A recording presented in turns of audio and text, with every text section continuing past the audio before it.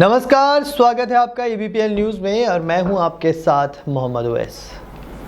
BJP ने लोकसभा चुनाव के लिए रविवार को अपना चुनावी घोषणा पत्र मोदी की गारंटी संकल्प पत्र के नाम से जारी कर दिया।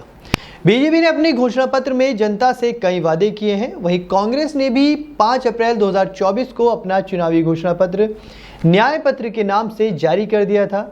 तो आज हम इन दोनों ही घोषणा पत्रों की कुछ खास बातों पर नजर डालते हैं कि आखिर देश की दोनों ही बड़ी पार्टियां आखिर चुनाव में किन मुद्दों को लेकर उतर रही हैं। बीजेपी के घोषणा पत्र की बड़ी बातें जो सामने आई हैं, उनके घोषणा पत्र में बीजेपी ने कहा है कि केंद्र की सत्ता में बने रहने पर बीजेपी ने जनता से वादा किया है कि 70 वर्ष की आयु से अधिक के सभी वरिष्ठ नागरिकों को आयुष्मान भारत योजना का लाभ मिलेगा। चाहे कोई अमीर होगा या गरीब, सभी को इसका लाभ मिलेगा। इसके साथ ही ट्रांसजेंडर समुदाय के लोगों को भी इसके दायरे में लाया जाएगा। पीएम मोदी ने कहा कि 70 साल से ऊपर का हर बुजुर्ग, चाहे वो गरीब हो, मध्यम वर्ग का हो या फिर उच्च मध्यम वर्ग से ही क्यों ना हो, उन्हें 5 लाख रुपए तक का मुफ्त इलाज की सुविधा जरूर मिलेगी। इसके अलावा भाजपा देश के कोने कोने में वंदे भारत ट्रेनों का भी विस्तार करेगी। देश में वंदे भारत के 3 मॉडल चला करेंगे, स्लीपर, चेयर कार और वंदे भारत मेट्रो। उसी प्रकार से आधुनिक और विकसित भारत की दिशा में आज अहमदाबाद मुंबई बुलेट ट्रेन का काम तेजी से चल रहा है और करीब पूर्ण होने की ओर है। अब भाजपा का संकल्प है कि आने वाले समय में उत्तर भारत, दक्षिण भारत और पूर्वी भारत में एक एक बुलेट ट्रेन के प्रोजेक्ट्स में हम आधुनिकता की तरफ जाने को गति देंगे। इसके लिए सर्वे का काम जल्द ही शुरू होगा। इसके अलावा भाजपा का संकल्प पत्र भारत को फूड प्रोसेसिंग हब बनाने का भी वादा करता है। इसमें वैल्यू एडिशन होगा, किसान का फायदा बढ़ेगा और रोजगार के नए अवसर भी बनेंगे। भारत को ग्लोबल न्यूट्रिशन हब बनाने के लिए बीजेपी श्री अन्न पर बहुत अधिक बल देगी। इसमें श्री अन्न पैदा करने वाले 2 करोड़ से ज़्यादा छोटे किसानों का विशेष लाभ होगा। इसके अलावा बीजेपी ने 5 साल के अंदर 3 करोड़ गरीबों को पक्का घर देने का वादा किया है। दावा किया गया है कि भाजपा सरकार ने गरीबों को 4 करोड़ पक्के घर बनाकर दिए हैं। अब जो अतिरिक्त जानकारियां राज्य सरकारों से मिल रही हैं, उन परिवारों को भी चिंता करते हुए हम 3 करोड़ घर और बनाने का संकल्प लेते हुए आगे बढ़ेंगे। ये बीजेपी का उनके संकल्प पत्र में कहना है। अभी तक बीजेपी ने सस्ते सिलेंडर घर घर पहुंचाए हैं। अब बीजेपी का कहना है कि हम पाइप के सस्ती रसोई गैस घर घर पहुंचाने के लिए तेजी से काम कर रहे हैं। इसके अलावा बीजेपी के घोषणा पत्र में कहा गया है कि मोदी की गारंटी है कि मुफ्त राशन की योजना आने वाले 5 साल तक आगे भी जारी रहेगी। बीजेपी ने ये सुनिश्चित करने की बात कही है कि गरीब के भोजन की थाली पोषण युक्त होगी, उसके मन को संतोष देने वाली होगी और किफ़ायती भी होगी। इसके अलावा जो बीजेपी की घोषणा पत्र में बात कही गई है कि सहकारिता में समृद्धि के विजन पर चलते हुए भाजपा राष्ट्रीय सहकारिता नीति लेकर आएगी। देश भर में डेयरी और सहकारिता समितियों की संख्या भी बहुत बड़ी मात्रा में बढ़ाई जाएगी।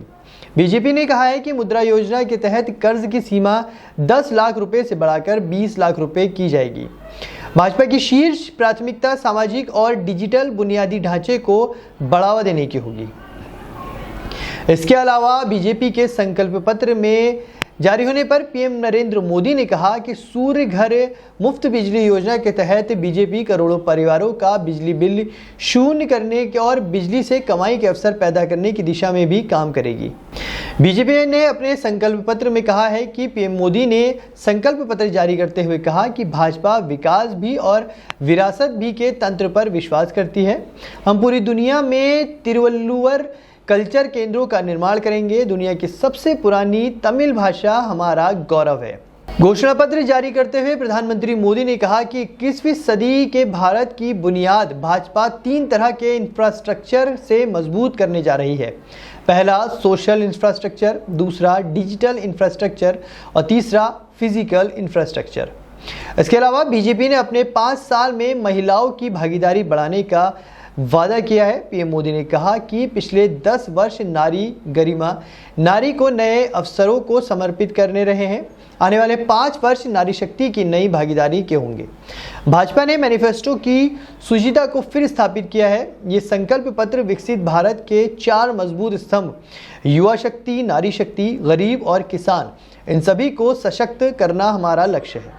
बीजेपी ने कहा है कि हमारा फोकस प्राण प्रतिष्ठा, जीवन की गुणवत्ता और निवेश से नौकरी पर है। वहीं दूसरी तरफ कांग्रेस ने अपने घोषणा पत्र में जाति आधारित जनगणना कराने, आरक्षण की सीमा बढ़ाकर 50% से अधिक करने, किसानों को न्यूनतम समर्थन मूल्य की कानूनी गारंटी देने और चुनावी बॉन्ड, राफेल और पेगासस जैसे भ्रष्टाचार के मामलों की जांच कराने का वादा किया है। इसके अलावा कांग्रेस ने वादा किया है कि देश में उनकी सरकार बनने पर आरक्षण की अधिकतम सीमा को 50% से बढ़ाया जाएगा। कांग्रेस ने यह भी कहा है कि वो आर्थिक रूप से कमजोर वर्ग को मिलने वाले 10% आरक्षण को सभी वर्गों के गरीबों के लिए बिना भेदभाव के लागू करेगी। कांग्रेस के घोषणा पत्र में यह भी कहा गया है कि सरकार में आने के बाद नई शिक्षा नीति को लेकर राज्य सरकारों के साथ परामर्श कर इसमें संशोधन किया जाएगा। इसके अलावा कांग्रेस पार्टी ने घोषणा पत्र में कहा है कि जो नेता भ्रष्टाचार के मामलों से बचने के लिए भाजपा में शामिल हुए हैं, उनके मामलों को फिर से खोला जाएगा और जांच कराई जाएगी। कांग्रेस ने वादा किया है कि वो ऊपरी अदालतों में न्यायाधीशों की नियुक्ति के लिए उच्चतम न्यायालय के साथ विचार विमर्श कर राष्ट्रीय न्यायिक आयोग का गठन करेगी। पार्टी ने युवा न्याय के तहत जिन 5 गारंटी की बात की है, उसमें 30 लाख सरकारी नौकरियां देने और युवाओं को 1 साल के लिए प्रशिक्षुता कार्यक्रम यानी अप्रेंटिस के तहत 1 लाख रुपए देने का वादा शामिल है। इसके अलावा हिस्सेदारी न्याय के तहत जाति जनगणना कराने और आरक्षण की 50% की सीमा खत्म करने की गारंटी कांग्रेस ने दी है। किसान न्याय के तहत न्यूनतम समर्थन मूल्य को कानूनी दर्जा देने, कर्ज माफी आयोग के गठन और जीएसटी मुक्त खेती का वादा भी कांग्रेस ने किया है। कांग्रेस ने श्रमिक न्याय के तहत मजदूरों को स्वास्थ्य का अधिकार देने, न्यूनतम मजदूरी 400 रुपये प्रतिदिन सुनिश्चित करने और शहरी रोजगार गारंटी का वादा किया है। उसमें नारी न्याय के अंतर्गत महालक्ष्मी गारंटी के तहत गरीब परिवारों की महिलाओं को 1-1 लाख रुपए प्रति वर्ष देने समेत कई वादे किए। इसके अलावा कांग्रेस ने घोषणा पत्र में कहा है कि उसने अगले 10 वर्षों में भारत की जीडीपी को दोगुना करने का लक्ष्य रखा है। कांग्रेस ने वादा किया है कि मॉब लिंचिंग, बुलडोजर न्याय और फर्जी मुठभेड़ जैसे गैर न्यायिक कदमों का पुरजोर विरोध करती है कांग्रेस और सत्ता में आने पर इनके कानून के मुताबिक सख्ती से निपटेगी। कांग्रेस ने अपने घोषणा पत्र में यह भी कहा है कि वो रक्षा बलों के लिए 1 रैंक 1 पेंशन आरओपी को सही रूप से लागू करेगी और मोदी सरकार की ओर से इसमें जो भी विसंगतियां पैदा की गई हैं उन्हें दूर किया जाएगा। कांग्रेस ने कहा है कि केंद्र में उनकी सरकार बनने की स्थिति में चुनाव इलेक्ट्रॉनिक वोटिंग मशीन यानी ईवीएम के माध्यम से ही होंगे, लेकिन मशीनों की क्षमता और मतपत्रों की पारदर्शिता सुनिश्चित की जाएगी और वीवीपैट की पर्चियों का मिलान भी होगा। इसके अलावा कांग्रेस ने वादा किया है कि सत्ता में आने पर वो स्वामीनाथन आयोग की सिफारिश के अनुसार न्यूनतम समर्थन मूल्य यानी एमएसपी की कानूनी गारंटी देगी। घोषणा पत्र में कहा गया है कि कांग्रेस मणिपुर में मरहम लगाने का काम करेगी और राजनीतिक और प्रशासनिक समाधान के लिए एक सुलह आयोग का गठन करेगी। कांग्रेस ने यह भी वादा किया है कि वो सत्ता में आने के बाद जम्मू कश्मीर में पूर्ण राज्य का दर्जा तुरंत बहाल करेगी और लद्दाख के जनजातीय क्षेत्र को संविधान की 6ठी अनुसूची में शामिल करेगी। उसने ये वादा किया है कि अग्निपथ योजना समाप्त कर सशस्त्र बलों के लिए सामान्य भर्ती प्रक्रिया बहाल की जाएगी। घोषणा पत्र में ये भी कहा गया है कि केंद्रीय सशस्त्र पुलिस बलों के 33% पदों पर महिलाओं को नियुक्त किया जाएगा।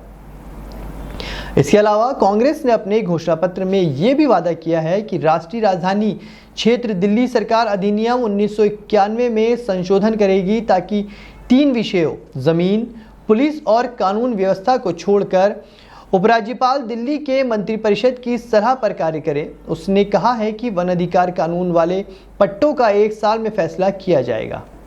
कांग्रेस ने वादा किया है कि SC/ST पर प्लान की कानूनी गारंटी दी जाएगी ताकि जितनी आबादी उतना बजट सुनिश्चित हो सके। घोषणा पत्र में यह भी कहा गया है कि मुख्य सरकारी कार्यों में ठेकेदारी प्रथा वाली मजदूरी को बंद किया जाएगा। तो ये कांग्रेस और भाजपा के जो मैनिफेस्टो उन्होंने इस चुनावी 2024 के लिए जारी किए हैं उसकी कुछ मुख्य बातें थी।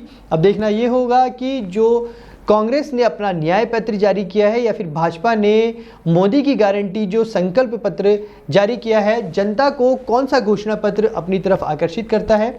क्योंकि कहीं ना कहीं जो पार्टी के अपने वोट हैं वो तो होते ही हैं, लेकिन कुछ जनता ऐसी होती है जो न्यूट्रल होती है, वो चुनावी वादों पर अपना वोट देती है या फिर जो घोषणा पत्र में वादे किए होते हैं, जो पार्टियों ने जो योजनाएं दी होती हैं उसको देखकर भी बहुत सी जनता, बहुत से नागरिक अपना मताधिकार का प्रयोग करते हैं। तो अब देखना होगा कि कांग्रेस और भाजपा के दोनों घोषणा पत्र जो न्यूट्रल वोटर्स हैं उनको कितना अपनी तरफ खींचते हैं। तो इसी तरह की जानकारी हम आगे भी आपके लिए यूं ही लाते रहेंगे और ABPL न्यूज़ में खबरों का सिलसिला यूं ही जारी रहेगा। आप बने रहिए हमारे साथ। नमस्कार।